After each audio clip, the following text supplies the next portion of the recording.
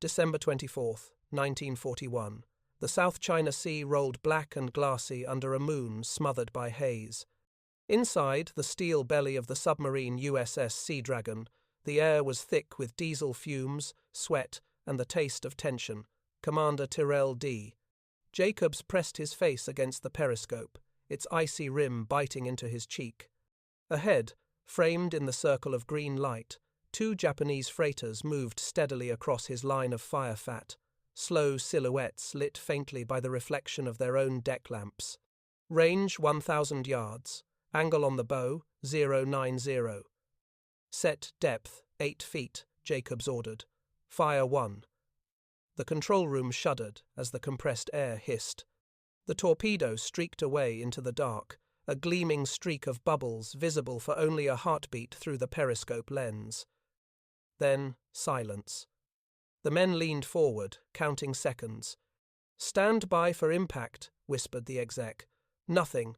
No flash, no water plume, no concussion, thumping through the hull. Just the endless hiss of the ventilation fans and the sound of Jacob's breathing. He tried again. Fire 2. Then fire 3. Every shot was perfect by the book, correct bearing, ideal range, steady target. Yet each torpedo ran true and ended in silence. One even struck the freighter square amidships with a metallic clang, then bounced away, bobbing like a drunk seal. After the 8th failure, Jacobs lowered the periscope and muttered, "We're firing blanks in a shooting war." He broke radio silence, an act that could cost a command, and sent a terse message to headquarters. Multiple solid hits, no explosions. Request investigation into torpedo function. The reply from the Bureau of Ordnance arrived days later through coded channels.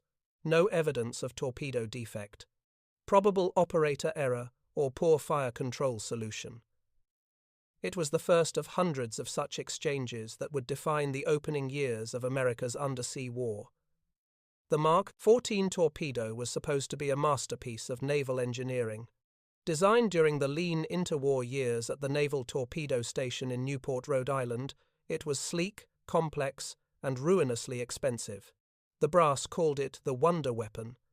It carried a 500-pound warhead of TNT, could travel 9,000 yards, and had a 2-speed engine that combined alcohol fuel and compressed air in a delicate wet heater cycle.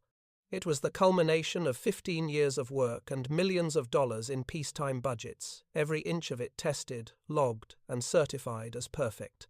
The secret heart of this perfection was its companion, the Mark 6 magnetic exploder. Conceived as a weapon of science, not luck, it used Earth's magnetic field as a trigger. Instead of striking a ship's side, it was meant to pass beneath the keel and detonate automatically at the precise magnetic moment. The resulting pressure wave, it promised, would snap a ship's spine clean in. 2. 1 torpedo, 1 kill. That was the dream, but the dream had never been truly tested. In the decade before the war, Congress cut budgets, admirals feared scandal, and live tests were almost never approved. Each torpedo cost more than a new automobile dealership, and firing one with a live warhead into a real ship meant watching thousands of dollars vanish in foam and smoke. The Bureau of Ordnance preferred neat laboratory data to messy seawater results. They tested with exercise heads filled with sand, ran in calm bays, and scored depth by painted floats rather than explosions. On paper, every result was impeccable. So when the first submarines sailed into war after Pearl Harbor, they carried weapons that had never once been tested under actual battle conditions. By the time Seadragon and her sisters went hunting in the Philippines and the East Indies, the U.S. Navy had bet its entire submarine doctrine on those torpedoes. Each boat carried fewer than 2 dozen. Each one represented a potential kill that might alter the balance of the Pacific. Instead, patrol after patrol returned with the same quiet horror in their logs. Hit observed no detonation. Some skippers suspected faulty maintenance. Others blamed tropical waters or magnetic interference near the equator. But soon the pattern was undeniable. Perfect approaches, perfect shots, and ships that should have been torn apart simply steamed away. At Pearl Harbor, Rear Admiral Robert English, commander of submarines, read the early patrol reports and frowned. The Bureau of Ordnance assured him the weapons were sound. The problem, they said, lay with the new generation of submarine officers, men too young, too eager, too careless in their firing solutions. Newport's engineers, wrapped in the certainty of their mathematics, dismissed the complaints as battlefield hysteria. But at sea, men were dying for those assumptions. The Mark 14's design flaws were as invisible as they were, deadly. The first was its depth mechanism. The torpedo's pressure-sensing diaphragm was mounted within the hull rather than on the outer skin, and the testing models had been weighted differently than the wartime versions. The result? Every torpedo ran 10 to 15 feet deeper than its setting. A shot aimed to pass under a cruiser's keel actually ploughed through cold water below it, detonating if it detonated at all harmlessly in the dark. The second flaw was the magnetic exploder itself. It was exquisitely sensitive, calibrated in peacetime to detect the slow, steady magnetic field of a steel ship moving north in the North Atlantic. In tropical waters, near the equator, the geomagnetic variation was wildly different. The Mark 6's sensors misread these variations as targets. Many torpedoes detonated halfway to their mark, startling the crew but harming no one else. The final flaw was the cruelest. When crews, doubting the magnetic feature, switched back to the contact-only setting, they discovered that the firing pin mechanism often jammed on a perfect 90-degree hit, the very angle their training told them to seek. The impact shock bent the firing pin guide, preventing detonation. Ironically, glancing blows sometimes worked better than perfect ones. Each of these problems could have been found with one live-fire test against a real target hull. None had been done. By early 1942, the situation bordered on absurdity. The most advanced submarines in the world prowled the Pacific like ghosts, perfectly positioned, perfectly commanded, and effectively unarmed. At Fremantle, skippers began whispering the unthinkable that the Japanese had better weapons. At Pearl, staff officers quietly edited out torpedo complaints from patrol reports before forwarding them to Washington. No one wanted to provoke the wrath of the Bureau of Ordnance, whose officials were already convinced the problem was inexperienced personnel. Yet every time a sub surfaced with empty tubes and no kills, another crew joined the growing silent rebellion. The men no longer trusted the very weapons that defined their existence. In the dark of the control room, Commander Jacobs of Seadragon stood over his chart table, the unmarked silhouettes of his targets fading into memory. "We had them dead to rights," he said softly. "Dead to rights, and the damned fish just kissed them goodbye." No one answered. The crew had learned that silence was safer than hope. Far away, in Rhode Island, the engineers of the Bureau of Ordnance slept soundly, confident their torpedoes were perfect. In the vast Pacific, men hunted with them anyway, knowing that every pull of the firing lever might produce only a hollow thud, the sound of a nation discovering that its perfect weapon was nothing but a beautiful lie. Long before the first dud thudded against a Japanese freighter, the Mark 14 torpedo had been declared a triumph of American engineering. In the quiet interwar years, when budgets shrank and innovation survived only through stubborn pride, the Navy's Bureau of Ordnance turned its hopes toward one place: the Naval Torpedo Station on Goat Island, Newport, Rhode Island. The old brick workshops looked more like a 19th-century mill than the birthplace of a modern weapon. Yet inside, behind locked doors, a small army of engineers and ordnance officers worked in secrecy, refining what they believed would be the ultimate underwater killer. Among them was Commander Ralph Waldo Christie, brilliant, meticulous, and fiercely loyal to the bureau that funded him. He had come of age in a navy that measured progress in theory, not explosions. The Washington Naval Treaty had capped fleet sizes and discouraged expensive weapons testing. To fire a live torpedo with a warhead was not merely costly, it was politically dangerous. Congress demanded thrift. Admirals demanded neat data tables. Christie delivered both. He promised a torpedo that could strike unseen and destroy any ship afloat, all verified by laboratory precision rather than costly field trials. By 1931, Newport's designers had produced their masterpiece, the Mark 14. Sleek and long as a small car, it packed nearly half a ton of TNT in its warhead, propelled by a two-stage steam turbine powered by alcohol and compressed air. It could run 4,000 yards at 46 knots or cruise twice that distance at lower speed. Its gyroscopic steering kept it straight even in rough seas. Every component gleamed under inspection lamps, stamped with the Bureau's approval. To the engineers at Goat Island, it was not just a weapon, it was proof that science could replace experience, that calculations could substitute for explosions. The Mark 6 magnetic exploder, developed in the same laboratories, was meant to crown that perfection. Traditional contact detonators required a direct hit against the hull, wasting much of the warhead's energy. Christie's device promised something revolutionary: detonation beneath the ship, where no armor could protect it. The theory was simple: when a torpedo passed under a steel hull, it would sense the distortion in Earth's magnetic field and trigger automatically. The resulting blast, trapped between the keel and the sea surface, would snap a vessel's back like a dry twig. One torpedo, one sinking. That was the dream Newport sold to the Navy. But theory lived comfortably in Rhode Island. Reality lurked half a world away.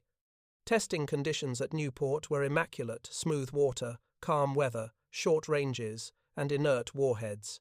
Explosives were replaced with concrete or sand ballast. The test boats fired across Narragansett Bay toward wooden rafts anchored in gentle tides. When a torpedo reached its target, a stopwatch stopped, a clerk made a notation, and a white-coated engineer nodded. It was perfect, they said, because no one dared prove otherwise.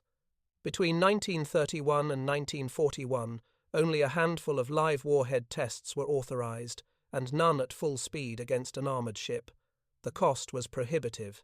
Each torpedo represented tens of thousands of dollars and countless man-hours. To risk such a weapon on a live explosion was, in the Bureau's logic, wasteful. The assumption hardened into doctrine: the Mark 14 must work because it was built by men too precise to fail. This logic comforted Washington. It also blinded it. When war erupted in December 1941, the Mark 14 was the only standard torpedo available for the submarine fleet. Production lines at Newport and Keyport could barely keep pace with demand. Each new boat sailed with the same sacred load, 24 torpedoes, each polished and calibrated to perfection, each one the product of years of paper victories. The officers who received them were told, firmly and repeatedly, that their torpedoes would perform flawlessly if fired correctly. In the Bureau's circular logic, any failure in battle was therefore proof of human error. By early 1942, the reports from the Pacific began trickling back.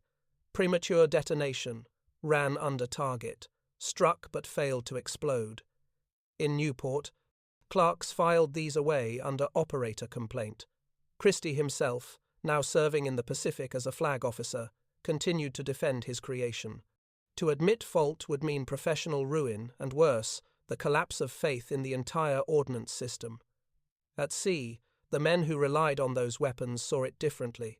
Commander Pete Ferrell of USS Pollack fired a spread of 4 torpedoes at a Japanese freighter near Formosa and watched all 4 miss beneath the target. He adjusted depth settings, recalculated, and fired again. Another failure. "I could have walked across her deck," Ferrell fumed in his report, "and she would not have known we were there." His complaint joined dozens of others, each dismissed as insufficient data. Meanwhile, Newport continued to test and continued to find nothing wrong. Their test torpedoes, running under controlled conditions, struck wooden rafts and reported perfect detonations. What they didn't realize was that their test models, stripped of warheads and weighted differently, ran shallower and slower than the combat versions. The very conditions that made their tests safe also made them meaningless. The cost of that blindness was measured in lost ships and lost opportunities. Through 1942, American submarines prowled the vast Pacific with the world's most advanced sonar, the best trained crews, and weapons that refused to kill. Japanese convoys slipped through narrow straits untouched. Tankers supplying the fleet at Rabaul and Truk reached their destinations unmolested.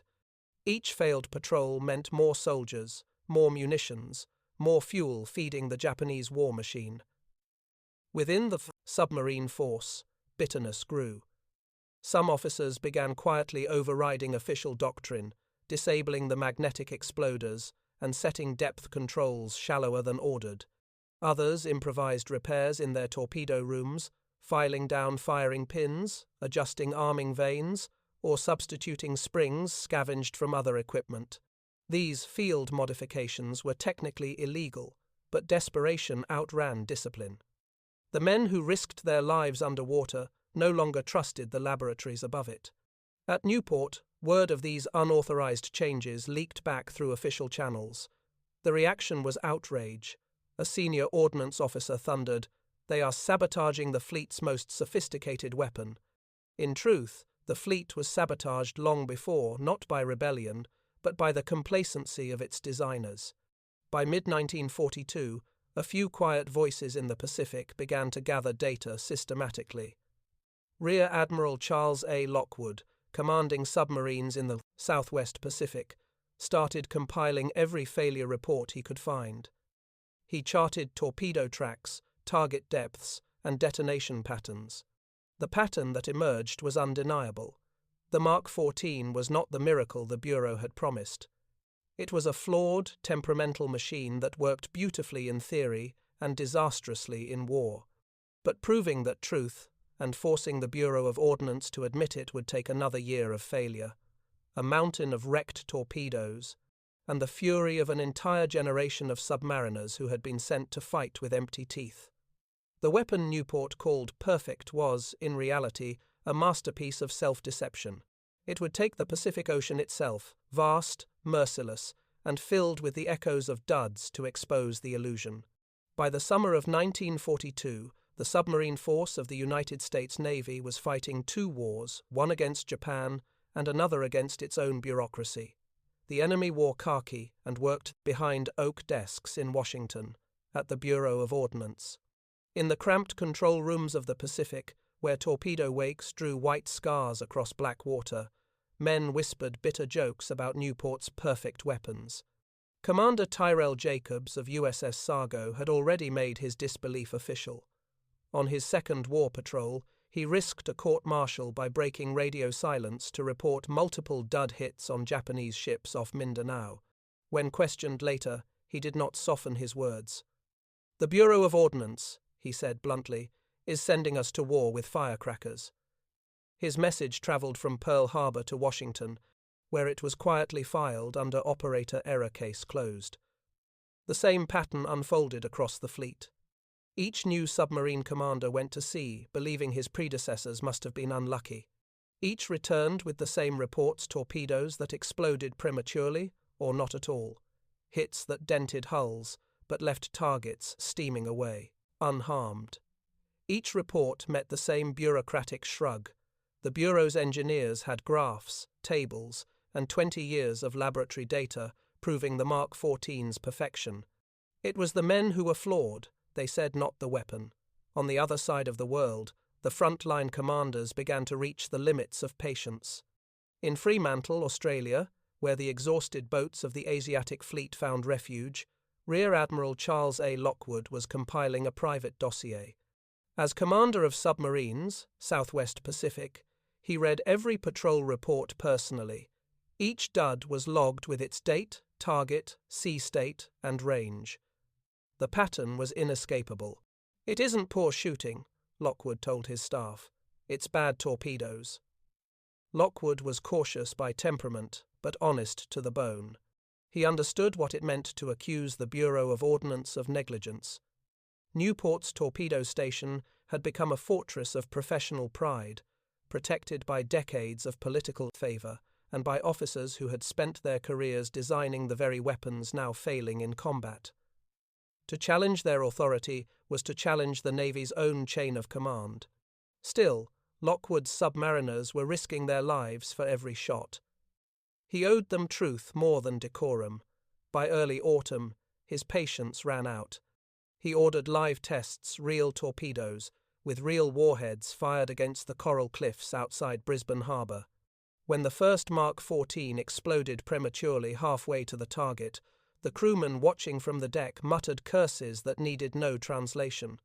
The second and third tests produced duds. One torpedo ran so deep it passed clean beneath the reef without striking. The fourth finally hit squarely and produced nothing but a dull thud. "Gentlemen," Lockwood said, turning to his staff officers, "if I ever hear one more word about operator error, I'll have someone's stripes."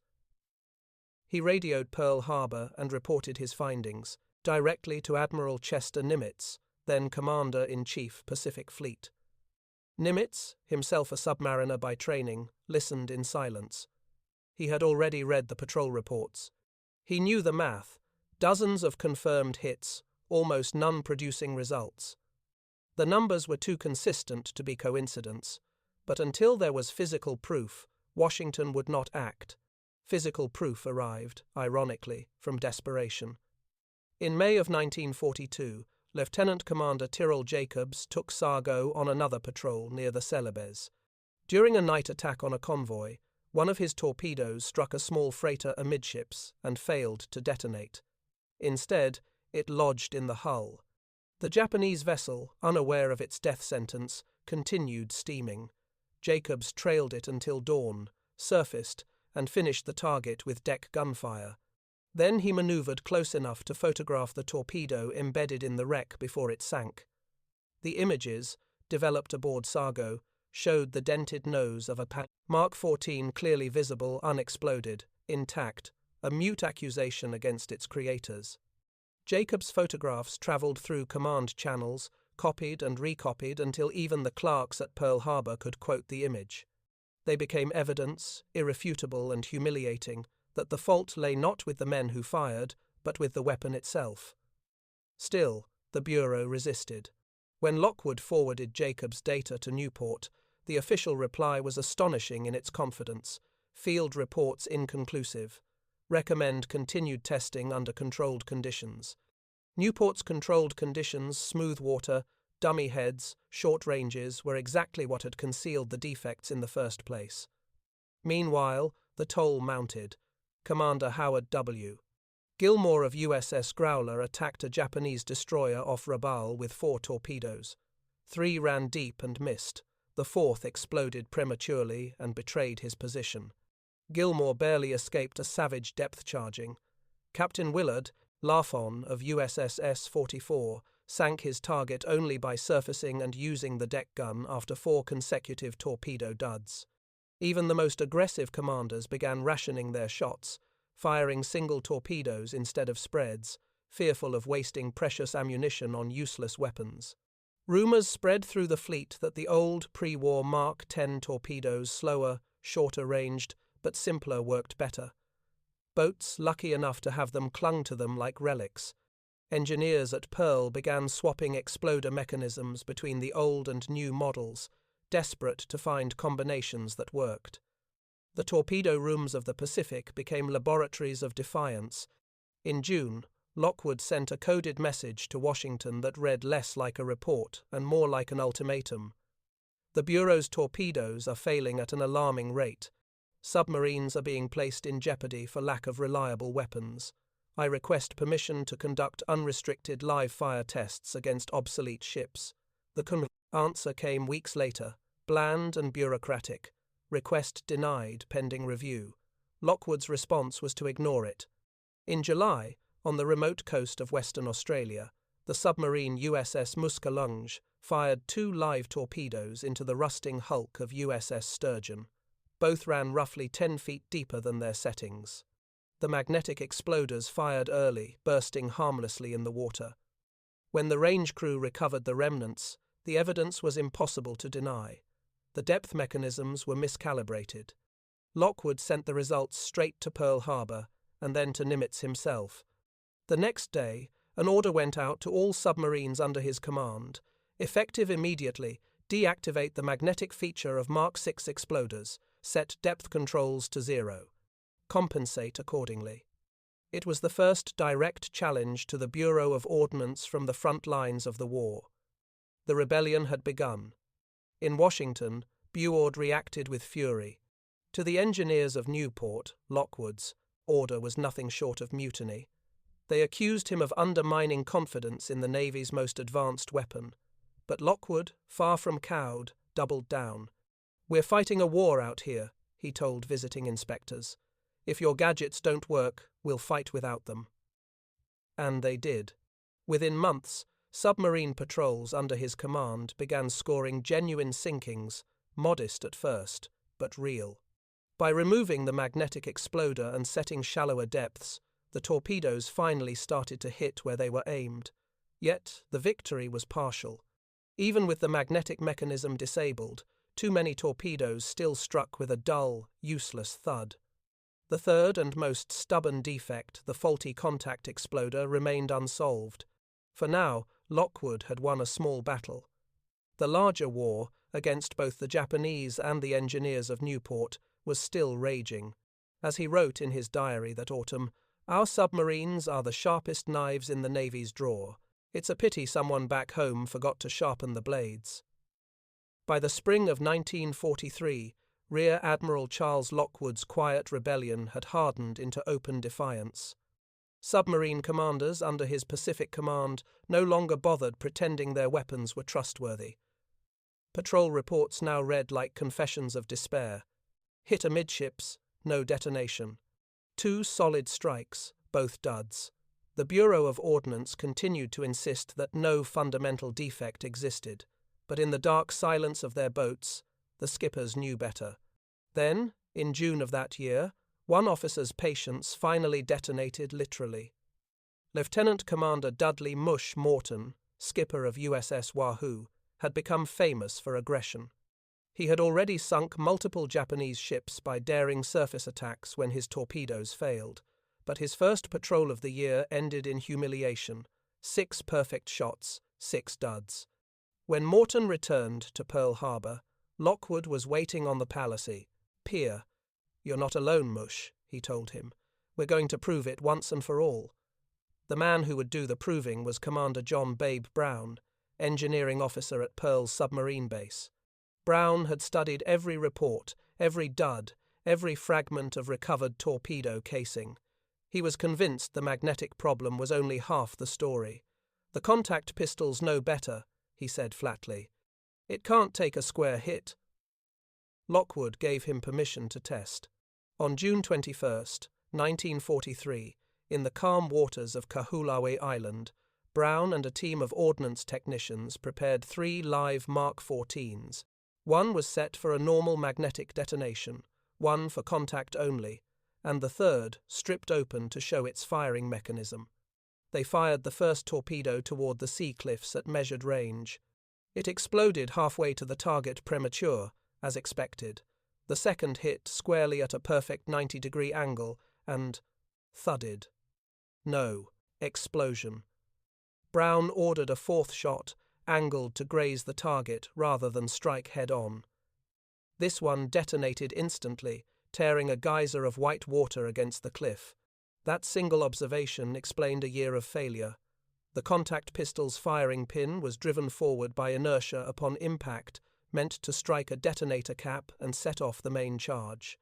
But the Mark 14's steel nose was so thick and its speed so high that a direct perpendicular strike generated forces far beyond what the delicate mechanism could withstand. The firing pin guide bent on impact, freezing the pin before it could move. The harder the hit, the less likely it was to explode. It was a design flaw born of laboratory conditions, tests at slow speed against soft wooden targets. In the Pacific, against armored ships, it became a weapon of betrayal. Lockwood's reaction was immediate. He ordered Brown to reconstruct the mechanism using heavier springs and reinforced pins. Within days, the modified pistol was tested again. This time, every torpedo detonated properly, whether at an angle or direct hit. The flaw was undeniable. When Lockwood cabled the results to Washington, the Bureau of Ordnance's response bordered on disbelief. "No conclusive evidence of design defect," it read. Recommend continued evaluation. Lockwood exploded in fury. He gathered his staff at Pearl's submarine base and dictated a message that would become famous throughout the Navy. If the Bureau of Ordnance can't provide us with torpedoes that will hit and explode, then for God's sake get the Bureau of Ships to design a boat that can ram the enemy. The message was transmitted word for word. Within 48 hours, a reluctant board authorized full-scale investigation. The fix came not from Newport, but from the field. Submarine tenders at Pearl and Fremantle began modifying their stock of torpedoes by hand, reinforcing firing pins with hardened steel and shaving small grooves into the pistol housing to prevent binding. The results were immediate. In July, USS Tinosa, under Commander L.R. Daspit, fired on the 19,000-ton Japanese tanker Tonen Maru III north of Truk. The first torpedo struck and exploded, crippling the ship. The next 10 perfect point-blank hits failed to detonate. Daspit's fury was so great he returned to base towing one of the recovered duds. He had it hoisted onto the pier at Pearl Harbor as evidence. Lockwood ordered it left there, in full view of every ordnance officer arriving from Washington. The embarrassment was total. Even the Bureau could no longer deny the truth. By August 1943, all Pacific submarines received authorization to disable magnetic pistols and modify contact mechanisms locally. Torpedo repair shops in Hawaii and Australia became factories of improvisation filing, welding, hammering, turning defective science into working steel. For the first time in the war, American submarines could shoot with confidence. The effect on the campaign was immediate and staggering. Within 3 months, confirmed Japanese shipping losses doubled. By the end of 1943, U.S. submarines had sunk over 1 million tons of enemy shipping. What had once been a war of frustration turned overnight into a war of attrition Japan could not sustain. Yet the victory came at a bitter cost. 2 years of failure had wasted priceless opportunities and the lives of dozens of submariners who never returned from missions crippled by defective weapons. Lockwood wrote to Nimitz that autumn, "We have learned at last that even the most perfect theory cannot replace a single honest test. The men who died waiting for their torpedoes to work deserve better from their country." He never forgave the Bureau for its arrogance, and in the years after the war, neither did the submariners who had watched their targets sail away unharmed. The Mark 14 would eventually become a reliable weapon, but not because of Newport's laboratories. It was redeemed by the men who risked their lives to fix it in the field, hammering truth out of steel under the heat of war. For them, every explosion that followed was not just a victory over Japan, it was vengeance for every silent hit that had once failed to explode. By late 1943, the Mark 14 torpedo had finally begun to work, but only because men in the field had forced it to. The Bureau of Ordnance had been humbled by evidence it could no longer deny. Yet, beneath that hard-won progress lay one final ghost in the machine, buried deep in the circuitry of the torpedo's brain. The weapon still had erratic depth behavior, and its guidance gyroscopes often failed after long runs. The Navy needed answers, but the war allowed no time for theory. That answer would come from a boy barely old enough to vote. His name was Albert Al Hall, a 19-year-old engineering apprentice at the Naval Torpedo. Station, Keyport, Washington. Hall had grown up in Seattle, a machinist's son with an obsession for precision. While his friends enlisted in the Army, Hall stayed behind to work for the Navy, testing electrical circuits and guidance gyros for the Mark 14 program. He was quiet, methodical, and most dangerously for the establishment incapable of pretending that bad engineering was good. In December 1943, Hall noticed something that no one else had caught. During calibration tests of a torpedo depth control mechanism, the test rig showed a strange pattern. The pressure sensor reading was consistently off by a small but measurable amount, just enough to make a torpedo run too deep. The same problem had plagued combat crews for 2 years, but Newport's reports dismissed it as operator variance. Hall decided to find out why. He asked permission to disassemble the entire depth control assembly from a combat return torpedo, something few civilians dared to do without orders. The senior engineer, irritated by his persistence, waved him off. "Do your readings and file the chart, son. The Navy's already solved the problem." But Hall didn't believe that.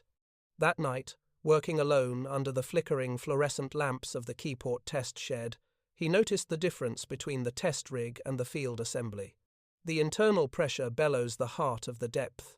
Control was designed to sense ambient water pressure through a small port, but in the production models, that port was shielded behind a cover plate added after early corrosion complaints. The plate trapped a thin cushion of air inside the chamber. Under compression, that trapped air changed the sensor's calibration, causing the torpedo to think it was shallower than it actually was. In other words, every torpedo left the factory blind to its true depth. Hall recorded his findings in pencil in his logbook, then repeated the experiment using 2 torpedoes, one with the plate, one without. The results were undeniable. At simulated depths of 100 feet, the modified sensor read 85. At 200, it read 170. The error grew with depth. The next morning, he brought his data to his supervisor. The older man frowned. "You're telling me a 19-year-old thinks he's smarter than the Bureau of Ordnance?" Hall didn't flinch. "No, sir," he said. "I'm telling you the Bureau's plate traps air, and that air makes the torpedo lie." Reluctantly, the supervisor forwarded Hall's results up the chain. Within a week, the chief engineer at Newport ordered a repeat test, this time under official observation. The readings matched Hall's exactly. When word reached Admiral Lockwood's office at Pearl Harbor, he sent a one-line signal to Newport. "If this boy's right, he's saved us another year of war." By February 1944, production lines at Newport and Newport had quietly changed the design. The cover plate was drilled with a vent hole to release trapped air, and the depth control system was recalibrated. Field units were instructed to retrofit their existing torpedoes during overhaul. The first boats to carry the modified weapons USS Harder and USS Tang reported a flawless record. Every torpedo ran at the set depth, and every hit detonated. The effect on submarine warfare was immediate and profound. With reliable torpedoes, American boats turned the Pacific into a graveyard for Japanese shipping. From January to August 1944, tonnage sunk doubled again. Japan's merchant fleet, once the lifeline of its empire, was being annihilated faster than it could be rebuilt. At Newport, Hall was summoned to a small ceremony in a drafty warehouse. The base commander shook his hand awkwardly and handed him a citation for meritorious initiative and engineering excellence contributing materially to the success of fleet torpedo operations. There was no medal, no newspaper story, not even a photograph, just a handshake and a thank you. He went back to work the next morning. Years later, when the war was long over, Hall would tell his son that he never felt heroic. "I didn't fix the war," he said quietly. "I just let the torpedoes breathe." But for the submariners who had lived through the nightmare of duds and failures, that breath meant everything. The 19-year-old engineer had done what admirals, laboratories, and entire bureaus could not. He had listened to the weapon itself and given truth to the silence. The Navy's biggest torpedo failure had been solved not by a committee, but by a kid who refused to believe that perfection should go untested. By the spring of 1944, victory in the Pacific had begun to tilt unmistakably toward the Allies. The American submarine force, once mocked by its own sailors as a fleet of floating pipe organs, was now the deadliest arm of the U.S. Navy. In a single year, the tonnage of Japanese shipping sunk had tripled. The lifelines of the Empire tankers, troop convoys, supply ships were vanishing into oil-slicked graves. At Pearl Harbor, Admiral Charles Lockwood finally permitted himself a small measure of satisfaction. The fish, as his men still called their torpedoes, were at last behaving like weapons instead of promises. Yet beneath that relief lay a lingering anger that no success could erase. The Navy's greatest embarrassment, the 2-year failure of its primary weapon, had nearly lost the submarine war. Now, with the truth undeniable and young Albert Hall's findings vindicated, Lockwood wanted accountability. He would never fully get it. In June of 1944, a formal delegation from the Bureau of Ordnance arrived at Pearl Harbor. Their leader, Rear Admiral William H.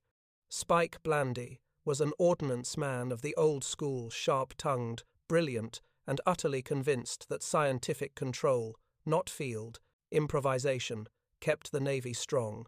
He carried a stack of reports stamped confidential Torpedo Performance Review. The first meeting between Blandy and Lockwood was civil on the surface, glacial beneath it. "We appreciate your initiative, Admiral," Blandy began, adjusting his spectacles. "But these modifications made in the field have not followed official testing protocols." Lockwood's reply was ice cold. "Neither did the war." The room went silent. Aides from both sides avoided eye contact. Lockwood continued, voice level but burning with anger. "For 2 years, my men fired perfect shots that failed. They risked their lives while you sat in Rhode Island polishing data sheets. If you'd tested a single torpedo with a live warhead before 1941, we might have saved 100 good men and a year of war." Blandy stiffened, color rising in his cheeks. "With respect, Admiral, the Bureau had no budget for wasteful testing." "Wasteful?" Lockwood snapped. "We wasted blood, not budgets. It was the closest the U.S. Navy came to open mutiny between its engineers and its warriors." In the months that followed, the Bureau issued a quiet reorganization order. The Newport torpedo station, once the jewel of naval engineering, was stripped of its monopoly on design authority. A new facility at Keyport, Washington, where Albert Hall had made his discovery, was expanded into the Navy's principal experimental center. There, engineers were required to conduct full live tests for every production batch of torpedoes. Hall himself, still only 20, was offered a permanent civilian commission and an accelerated degree program in mechanical engineering at the University of Washington. He accepted reluctantly, insisting that others deserved more credit. Lockwood sent him a personal note that read, "You have done for the Navy what the Navy could not do for itself. Admit error and fix it." Meanwhile, in the Pacific, the results of those corrections were visible in cold arithmetic. From January to December 1944, U.S. submarines sank over 2 million tons of enemy shipping, more than all previous years combined. Japanese merchant losses exceeded half their total fleet capacity. Fuel shortages crippled the Imperial Navy, grounding aircraft and immobilizing battleships. The weapon that had once betrayed its crews was now strangling an empire, but not everyone celebrated. Among the veterans of the early patrols, the men who had watched their torpedoes fail, their targets escape, and their comrades never return, the memory of those silent hits never faded. Commander Tyrrell Jacobs, who had fired the first futile spread in December 1941, retired from the Navy in 1946. He refused decorations for his wartime service. When a reporter asked him what he thought of the final outcome, he said quietly, "We won in spite of our weapons, not because of them." At Newport, the official history of the Bureau of Ordnance omitted the names of those who had forced the truth into the light. The laboratory's final wartime report summarized the entire torpedo controversy in a single antiseptic sentence. Operational modifications implemented in the field led to satisfactory results. No mention of Lockwood's rebellion, no mention of the engineers who had risked careers to contradict their superiors. Certainly no mention of the 19-year-old apprentice who had solved the last great defect.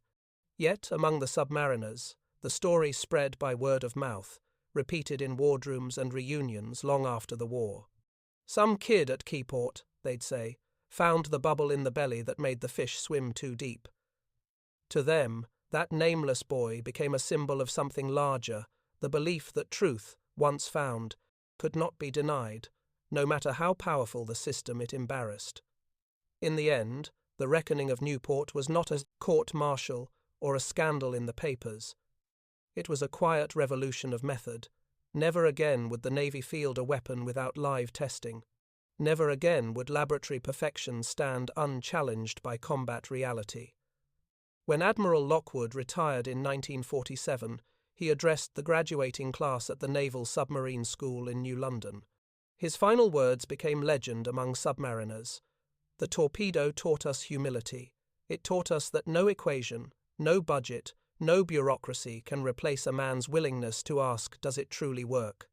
If you ever forget that lesson, gentlemen, you'll lose more than ships, you'll lose the truth."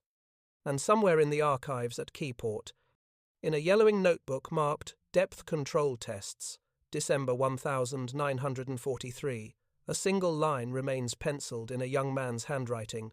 Problem: trapped air behind diaphragm. Solution: let it breathe. That simple sentence saved a fleet, shortened a war, and quietly buried the arrogance of an empire's engineers. By early 1945, the Mark 14 torpedo, once the Navy's most despised instrument, had become the cornerstone of an unstoppable campaign. The silent service, long dismissed as a peripheral force, was now exacting the kind of punishment once reserved for heavy bombers. Every torpedo that left the tubes was not only a weapon of steel, but a testament to the bitter lessons learned in blood, frustration, and one 19-year-old's quiet persistence. In the submarine base at Fremantle, Australia, torpedomen joked grimly that they could now trust the fish to bite. It was no small joke those same men had once counted to 5 under their breath, listening for the dull thud that meant another failure. Now they felt the tremor of truth through the hull. Boom. That sound, delayed by 2 years, reverberated all the way to Tokyo. The change was most evident in the patrol reports arriving daily at Admiral Lockwood's desk in Pearl Harbor. USS Tang, USS Barb, USS Harder, and dozens of others' names that would enter naval legend were returning from missions with results that defied belief. Each report read like arithmetic vengeance. Tang, under Commander Richard H. O'Kane, sank 5 ships in one night using just 10 torpedoes. All detonated. Harder, under Commander Samuel D. Dealey, destroyed 5 Japanese destroyers in 12 days. Barb, under Commander Eugene Fluckey, fired from beneath coastal cliffs in China and hit every target. These were not flukes, they were the natural result of a weapon that finally worked as designed.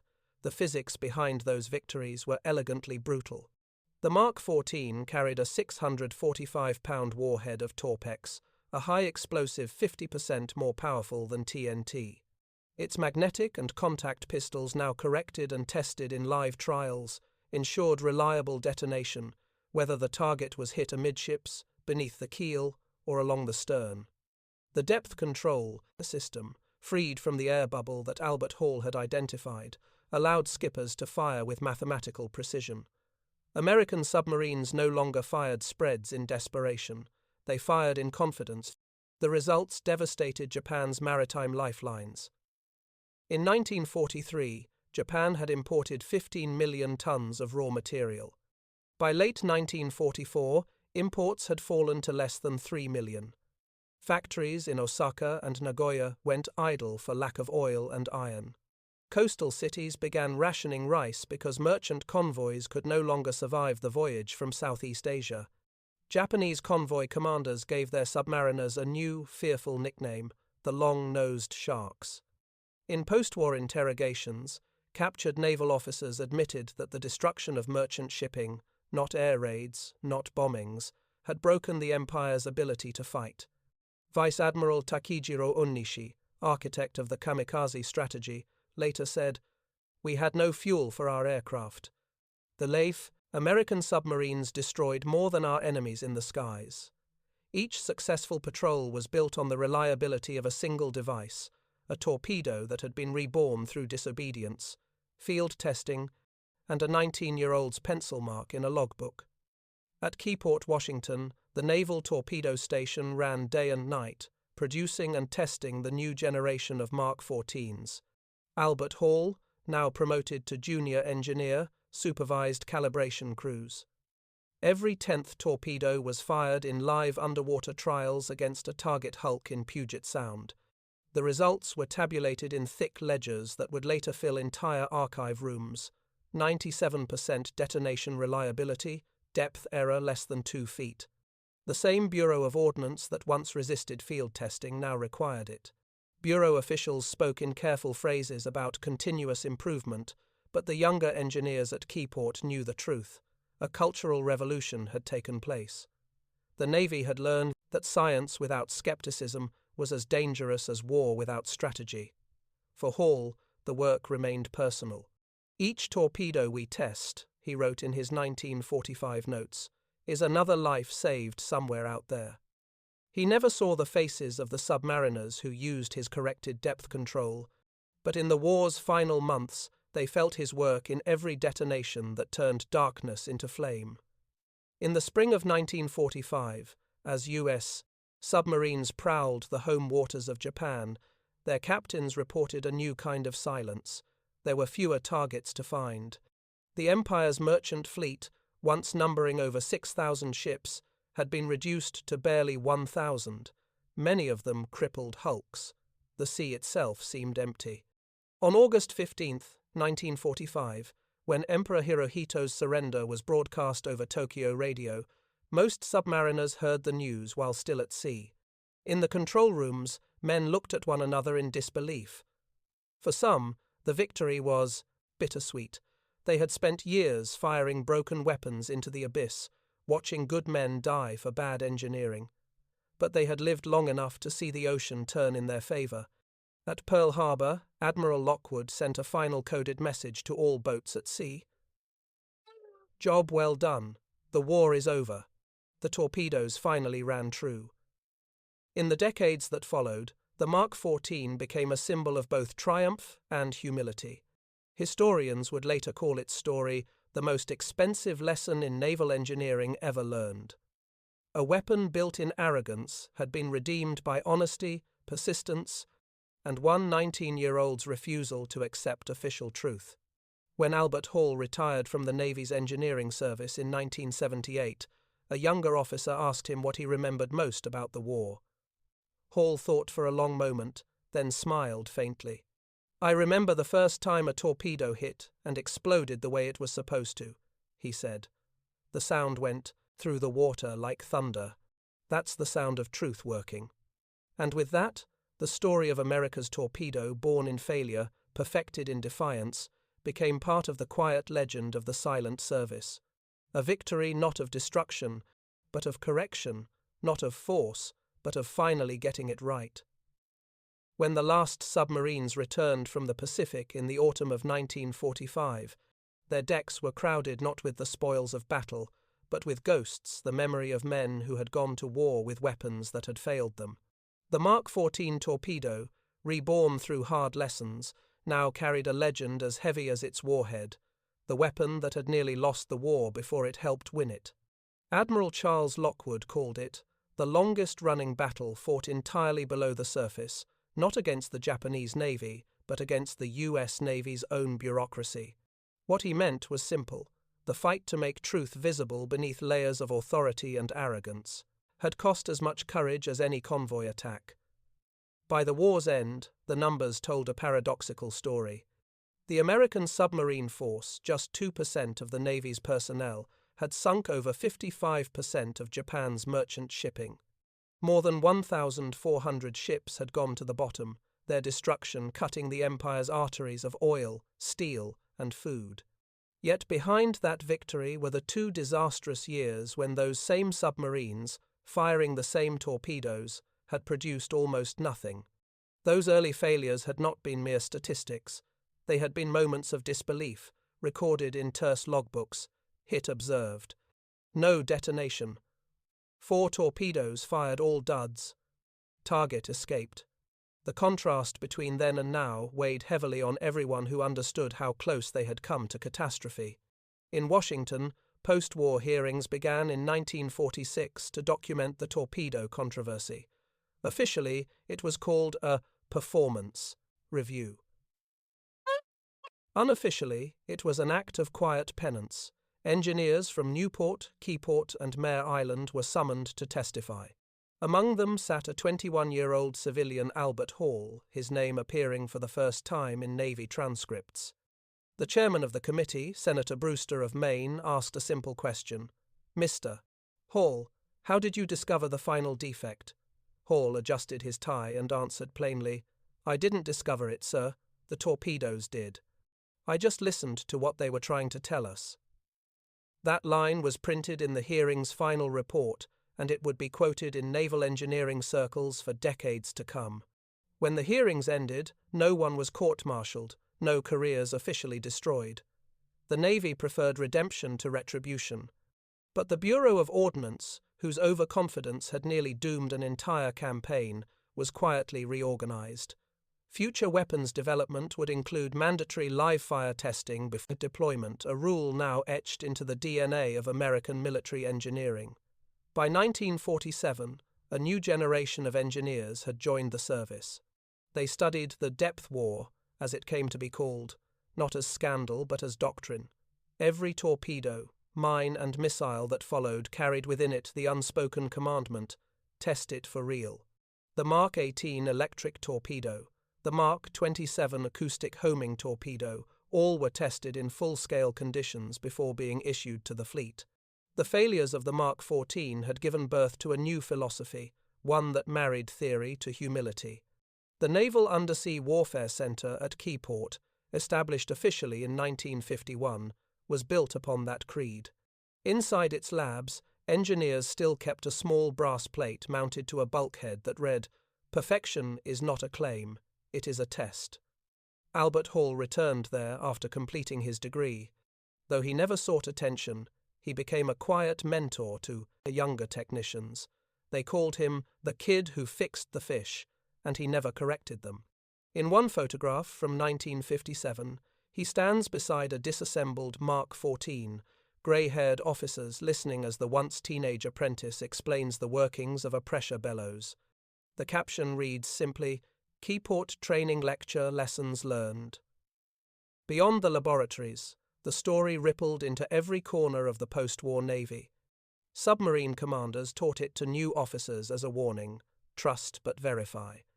It was retold at the Naval Academy as a parable of courage, without rank, the idea that truth, even from the lowest voice, could change the course of a war. When Admiral Lockwood died in 1967, his eulogy at the U.S. Naval Academy Chapel included one line that silenced the hall.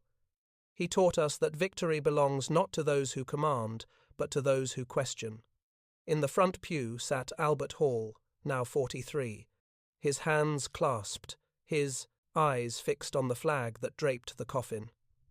After the service, he placed a small brass depth gauge on the casket, a piece of the very mechanism that had once deceived the fleet. It was his private offering, his quiet closure. Decades later, as the Cold War brought new oceans and new technologies, the Mark 14's story faded from public memory. But among submariners, it remained sacred history. They spoke of it in the same breath as the names of lost boats, Tang, Wahoo, Thresher. It was the reminder that no amount of progress could replace humility. In the museum at Newport, Washington, a single torpedo sits behind glass. Its brass fittings gleam under dim light, its warhead inert, its propellers frozen mid-turn. Beside it lies a yellowing notebook, the ink faint but legible. December 1943, trapped air behind diaphragm. Solution, vent to sea. Result, corrected depth. Visitors often pass by without noticing, unaware that those 20 words, written by a 19-year-old in wartime, changed the fate of fleets. For those who know, though, the message is clear. The Navy's greatest torpedo failure had not been a flaw in steel or circuitry, it had been a failure of listening. And the boy who listened best had taught a generation of warriors and engineers the simplest truth of all. When the weapon lies, you make it tell the truth.